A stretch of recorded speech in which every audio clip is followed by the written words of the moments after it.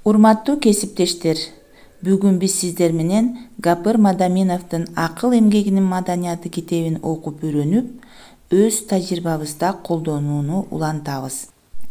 Бүгүнкү сабагыбыздын темасы экзамен зачетко мыкты даярдануу. Бул тема «Акыл эмгегинин маданиятынын» китебинде 95-96 беттерде жайгашкан.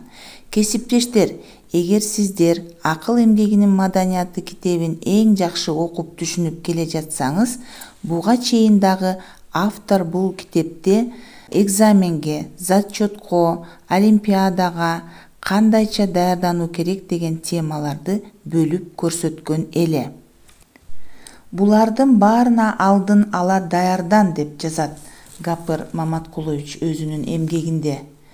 Ал эми бүгүнкү сабакта, урматтуу кесиптештер, төмөнкү максаттарды алдыбызга коюп алалы.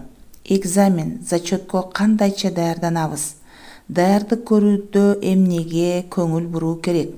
Кандай окуу куралдарын колдонобуз? Мына ушул суроолорго жооп бериш үчүн китепти окуп түшүнөлү.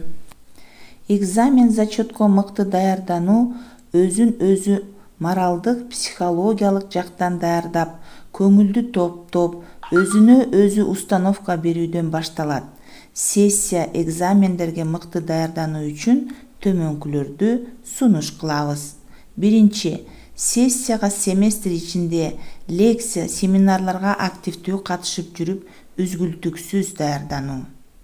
Экзамен, зачет боло турган бардык лекцияларды конспектилеп, системалуу түшүнүктөрдү жазып, жаттап жүрүү керек. Үчүнчү, спец курс, семинарларда конспектилерди жакшы жазып пайдалануу керек. Экзамен расписаниясы менен таанышып, экзамен зачетко чейинки калган күндөрдү эсептеп, рационалдуу даярдануу талап кылынат. Ар бир предмет боюнча экзамен суроолорду, терминдер берилсе, аларды мугалимден алып даярданса да болот. Ошондо ар бир суроого мыкты даярданууга болот. Экзаменге керек окуу китептерин чогултуп, ошолордон эң сапаттуу, терең мазмуундуу жазылганын тандап даярдануу. Энциклопедия, справочник, сөздүктөрдү пайдаланып билүү, китеп менен иштөө, конспект жазуу жана башка темаларды пайдаланып даярдануу. Экзаменге даярданууда кыска мөөнөттүү эс алуу 35-45 минутада, 5-10 минутада эс алуу да маанилүү. Булар эске алынбаса, даярдануу сапаттуу болбойт. Китеп, энциклопедия, интернет жана башка ар бир билеттин суроолоруна кыскача жооп жазып, конспект кылынса да жакшы болот. Интернет, электрондук окуу китеби, DVD, CD, репетитор, программа жана башкаларды пайдалансак да эң жакшы натыйжа берет. Экзаменге даярданганда карта, таблица, схема, диаграмма жана башкаларды түзүп пайдалануу өтө жакшы. Эгер экзамен билеттеринин суроолору берилсе, анда ошол предмет боюнча программаны таап, ошол боюнча даярданса да болот. Окуу китептеринин акырында мазмуну боюнча да ар бир темага даярдануу.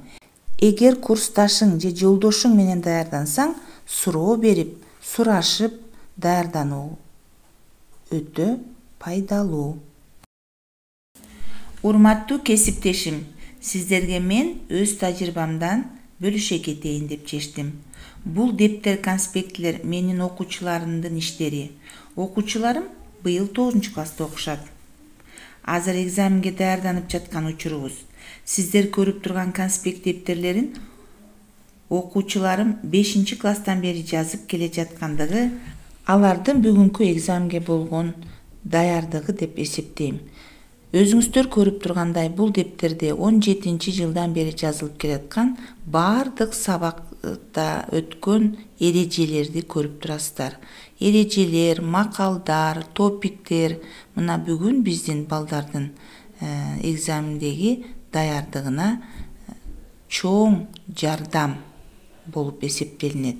Демек, агай айткандай, эртеңки күnkү расписаниядагы сабактарга даярдануу алгач ушундан башталат. Урматтуу кесиптештер, бүгүнкү сабактан өзүңүздөрдүн иш тажрыйбаларыңыздарга жакшы, пайдалуу сунуштарды, кеңештерди алды деп эсептеймин. Эмесе, урматтуу кесиптешим, ар бирибиз өзүбүзгө бул сабактан эмне үйрөндүм, мага эмне кызыктуу, пайдалуу болду деген суроолорго жооп берип, дептерибизге жоопторду жазып алып, өз ишибизде колдонуп, тажрыйбабызда пайдаланалы. Бүгүнкү сабакта сиздер менен Токмок шаарынын номер 1 орто мектеп гимназиясынын мугалими Диляркан Абаскановна болду. Баарыңыздарга ден соолук, ийгиликтерди каалайм. Көңүл бурганыңыздарга рахмат.